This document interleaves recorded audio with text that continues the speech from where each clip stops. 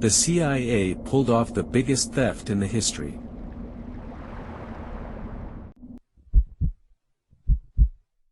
And buried it in silence for 4 decades.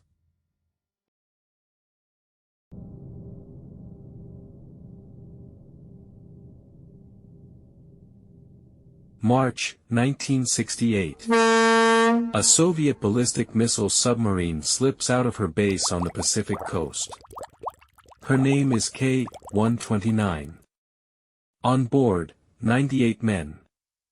Somewhere in the deep Pacific, she goes silent. No distress call. No warning. Just, gone.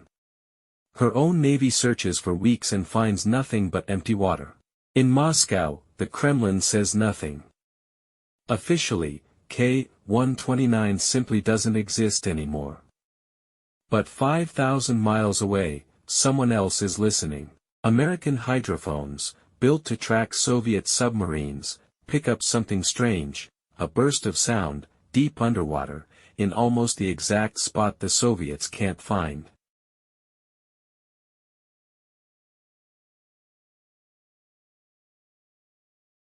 The U.S. Navy sends one of its own submarines to investigate, quietly. It's called the USS Halibut, modified, secret, built for exactly this kind of mission. Halibut narrows the search from thousands of square miles down to a target just a few miles wide, deep in the North Pacific, 3 miles down. And there she is. K-129, broken, but intact enough, resting on the ocean floor. On board, nuclear missiles, cipher machines, code books, a gold mine of Soviet secrets, sitting untouched. The Navy hands the photos to the CIA, and the CIA asks a question no one has ever tried to answer. What if we just took it?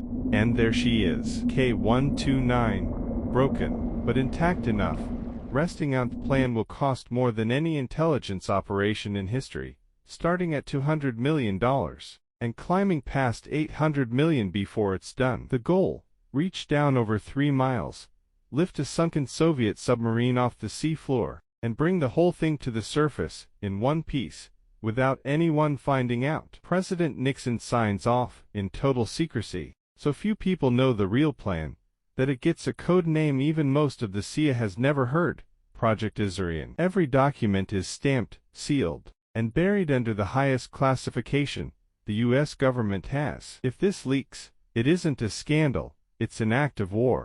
But you can't build a 3-mile deep salvage ship in secret, not one this size. So the CIA doesn't hide the ship, they hide what it's really for. Enter Howard Hughes. Publicly, his company is funding a radical new venture, mining rare minerals from the ocean floor. The press runs with it. Nobody questions a billionaire's hobby. Hidden underneath the hull is the real machine, a massive steel claw, folded inside the ship's belly, built to close around a broken submarine 3 miles down. In the summer of 1974, the Hughes Glomar explorer set sail. Officially, she's hunting for minerals. In reality, she's sailing straight for K-129. The ship reaches the exact coordinates, the same patch of open ocean halibut mapped 6 years earlier. Now, the real operation begins. Slowly, the capture vehicle is lowered, 3 miles of pipe, section by section, sending a claw the size of a building down through total darkness toward the wreck.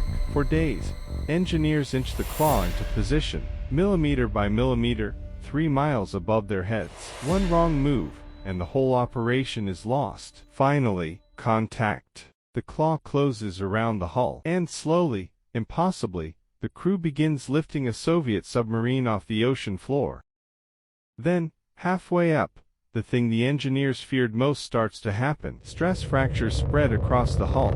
Years underwater have made the metal brittle, and it's giving way. A section of the submarine tears loose. Roughly 2/3 of K-129, by most accounts, including her missiles, breaks off and sinks back into the abyss. Gone, this time for good. On board the Glomar Explorer, alarms cut through the silence. Months of planning, hundreds of millions of dollars, and in seconds, most of the prize is lost. But not all of it. A forward section of the hull, roughly 1/3 of the submarine, is still locked inside the claw. The crew keeps pulling it up. When the recovered section is finally opened, The crew finds more than twisted metal, torpedoes, equipment never meant for American eyes, and something no one had planned for: cipher equipment. Fragments of code, exactly the kind of material intelligence agencies spend entire careers trying to get their hands on. And inside the wreckage, the remains of 6 Soviet sailors, still at their posts, more than 6 years after they went down with their ship. The CIA does something almost no one expects. They give the 6 sailors a full military burial at sea, with honors, a flag, and a chaplain, and film every second of it.